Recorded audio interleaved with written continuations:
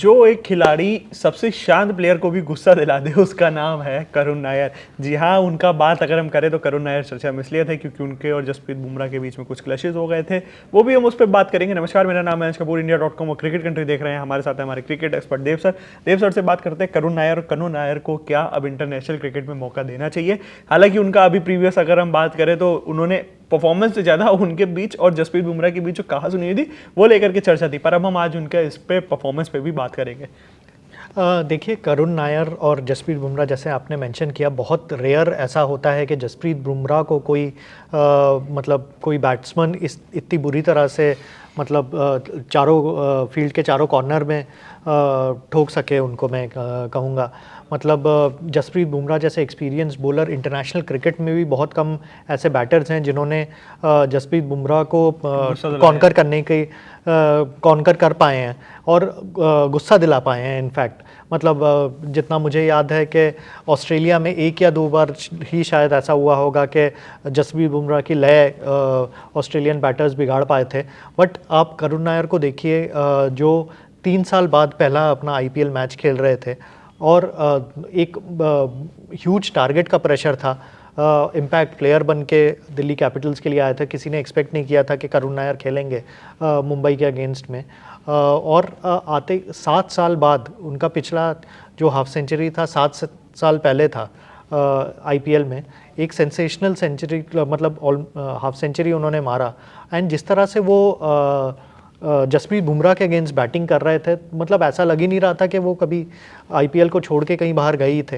And I think ये एक testament है उनका, जो जिस तरह की परफॉर्मेंसेज उन्होंने दी हैं अभी डोमेस्टिक क्रिकेट में। हाल ही में मैंने उनसे बात की थी एक्सक्लूसिवली इंडिया.com के लिए और क्रिकेट कंट्री के लिए, जस्ट आफ्टर रणजी ट्रॉफी जब हुआ था।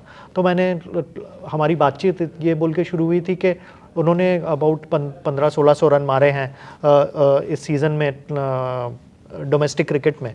तो उनका पहला वो था कि 1500-1600 नहीं, 2000 रन बोलिए, 2000 सुनने में बेटर लगता है। तो मतलब मैं कहूँगा कि कितनी डेडिकेशन से वो लगे हुए हैं। जितना मुझे सुनने में आया है कि उनका एक ही एम था कि वापस इंडियन टीम में, इंटरनेशनल क्रिकेट में वापस वो खेल पाएँ। He is one of the rare batsman जिन्होंने 300 रन मारे हैं टेस्ट क्रिकेट में।